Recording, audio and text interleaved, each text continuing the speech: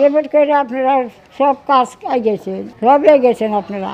আপনাকে দ্বারা আমি ওই সব কিছু জিনিস পাওয়া গেছে। আমি দিল মামুন ভাই সবই দিচ্ছে আমার, ঘর দরজা, টিউবওয়েল, পায়না, চাল, তরি তরালি, মাছ, কাপড় চুপুর, বিছনা চাদর, বালিশ, খাট, আমাকে সব কিছু দিয়েছে।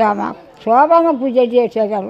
এখন আমার খুব ভালো লাগছে আছে, আমি খুব খুশি হয়েছি। আমি আল্লাহ তাক বাইসা আসে, আল্লাহ তাকে হাত দরাজ করে দেয়, আল্লাহ তাকে কামাল বরকত দেয়, বউ চালিয়ে এখন সুখের সংসার হলে খেতে পারে। আমার অবস্থা খুব খারাপ আছিল, আমার সব মনে কষ্ট আছিল, আমার ঘর আসিল না, আমার কোনো কিছু আসিল না। আল্লাহ মামলে আমাকে ছিল, আল্লাহ আমাকে মা পাইছে, মামুন ভাই আল্লাহ টানি পাইছে আহে।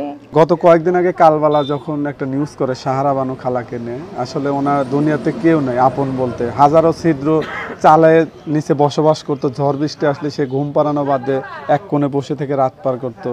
তো নিউজটা দেখার পর আমার নিজেদেরও খারাপ লাগে। আমরা তখন বিস্তারিত নিয়ে ফেসবুকে পোস্ট করলে 1,02,000 টাকার ব্যবস্থা হয়। সেই টাকা দিয়ে তার আজকে রঙিন ঘর, পানির ব্যবস্থা, চৌবাচ্চা, একটা নতুন খাট, বিছানা, খাদ্য সামগ্রী, নতুন কাপড়, নগদ 4,000 টাকা তুলে দিলাম। আমাদের উত্তরবঙ্গ সহ সারা বাংলাদেশের যে মানবতার ফেরিওয়ালা মামুন বিশ্বাস ভাইয়ের পোস্টের মাধ্যমে 1,02,000 টাকা কালেকশন হয়েছিল। সেই টাকা দিয়ে চাষির জন্য একটা ঘর করে দেওয়া হয়েছে, রঙিন টিনের ঘর, একটা টয়লেট, একটা টিউবওয়েল এবং চাষির জন্য বাজার সামগ্রী, 2 বস্তা চাউল এবং একটা নতুন খাট, তোষক সহ এবং 6 কেজি একটা মাছ সহ দেওয়া হয়েছে। আসলে আমরা মামুন বিশ্বাস ভাইয়ের সাথে এই কাজগুলা শেষাশ্রম দিয়ে থাকি, একমাত্র আল্লাহকে রাজি খুশি করার জন্য এই কাজগুলা করা। সাহার বানু প্রতিদিনই বলতো যে আমি ভাঙ্গা ঘর থাকতে পারি না, উদা পানি পড়ে, একটা ব্যবস্থা আমার করো।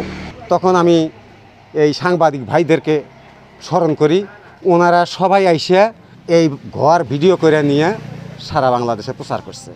সেই প্রচারের ফসল আজকে এই সাহার বানু নতুন ঘর প্রচার করে দিছিল, দিয়া সাহার বানু ঘর উঠিয়া দিয়া গেছে, নতুন ঘর উঠিয়া দিয়া গেছে, অঙ্গিল ঘর, অনেক বাজার ঘাট দিয়ে গেল, খাট, সহি, তোষক, ল্যাপ, চাদর